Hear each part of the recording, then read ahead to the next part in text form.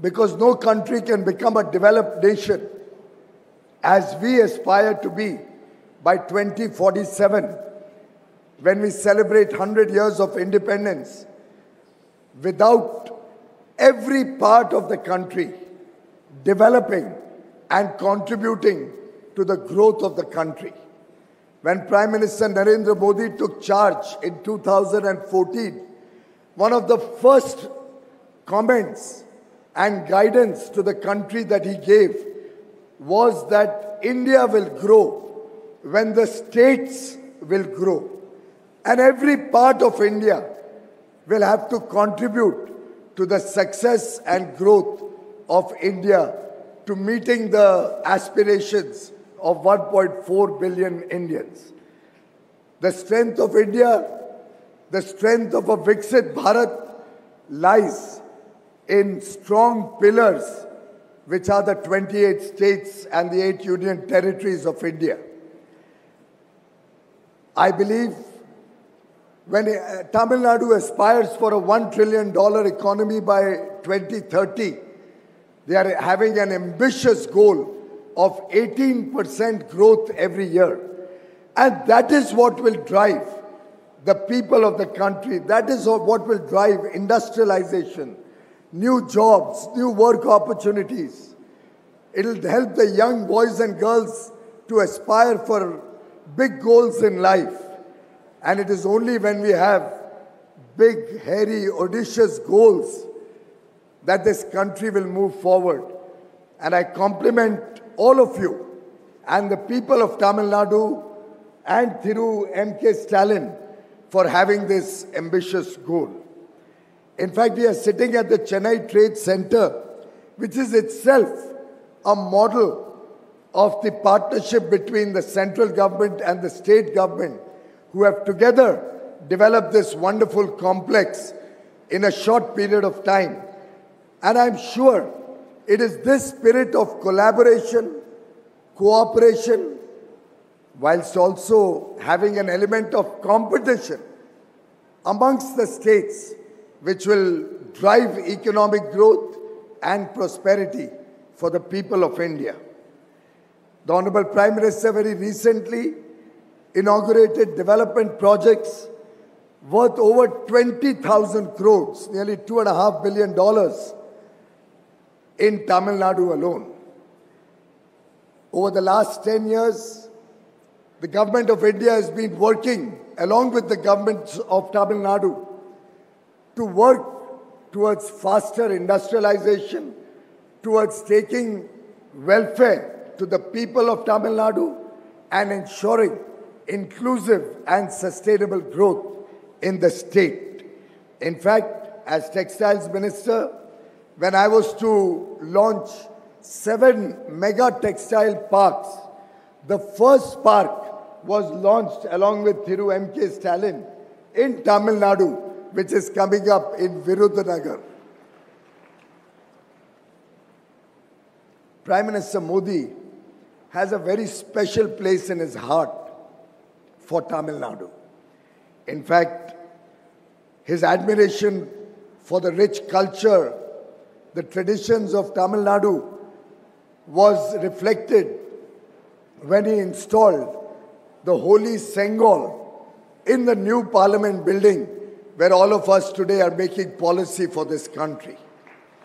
And we are very proud that the Sengol adorns the Speaker's chair as a representative of India's rich culture, of Tamil Nadu's contribution to the heritage that all of us have inherited.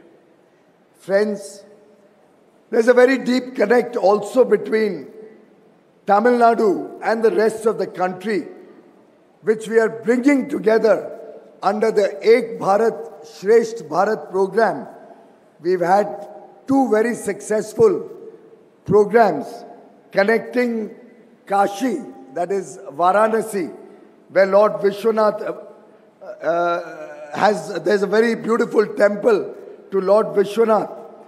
And we've had Kashi Tamil Samagam twice, and also a Samagam between Saurashtra and Tamil Nadu, celebrating the interface of cultures between different parts of the country. Bharat's comprehensive development is a testimony to Honorable Prime Minister Narendra Modi's transformative leadership and forward-thinking policies over the last 10 years. And I'm delighted that Tamil Nadu is an integral part of that progressive vision to take Tamil Nadu forward on a fast track, in a mission board, to align with the country's growth and align with the aspirations of 1.4 billion Indians. Friends, barely 10 years ago, India was looked down upon as a fragile five economy, one of the weakest five economies in the world. The journey of the last 10 years, from the fragile five economy to the fifth largest economy of the world, the journey from the 10th largest to the 5th largest, the journey where India is today, boasting very strong macroeconomic fundamentals, the journey where our last two quarters have given us a growth of 7.7% real growth at constant prices in our GDP, the fastest growing large economy in the world, the journey of bringing down inflation, interest rates to amongst the lowest ever witnessed in a 10-year period. This journey of India rests on taking good welfare and taking a good quality of life in bringing ease of doing business, ease of living across the country, so that today we have young boys and girls. And as many of you may be aware, India has one of the world's youngest population. Our average age is 28.4 years. This young population gives us the demographic dividend, which has today become the envy of the world. This young population, whose basic needs have been met through several welfare initiatives, be it food, clothing, shelter, healthcare, education, water, digital connectivity, connectivity through air, road, ports, railways, with all the basic elements required to make the country grow on a fast track, having been addressed through various initiatives. We have prepared the nation today to aspire big, to think big, and to work collectively as a nation with a sense of duty to make the nation a developed nation by 2047. When we celebrated 75 years of independence on 15th August 2022, the Honorable Prime Minister laid out his vision of what he sees as the drivers, the key pillars of India's growth story. The five key pillars, commitments, Panch Pran, that he laid out before the nation from the ramparts of the Red Fort were: 1, India will aspire to be a developed nation by 2047 when we celebrate 100 years of independence. 2, we will shed the colonial mindset that has come into this country through centuries of subjugation. We will kill every element of colonial mindset. 3, we will adopt, absorb, and accept our rich culture, our history, our traditions, our value systems. Embrace them, learn from the lessons of history, and we want growth as well as our heritage both to coexist. 4th, He talked about the unity and integrity of India and strengthening the collective wisdom, the collective effort of the nation, of every part of the nation. Fifth, he talked about 1.4 billion Indians accepting our duty, our work, our commitment collectively to work to make India a developed nation. And these 5 key pillars rest on 2 very important fundamental needs. One, we are looking at women-led development, strengthening the Nari Shakti, our women power. And 2, making India corruption-free, Bhrashtachar Mukt Bharat. And I am delighted that Tamil Nadu, and what we heard just now, was indeed music to our ears, that 43% of our women workforce works in Tamil Nadu.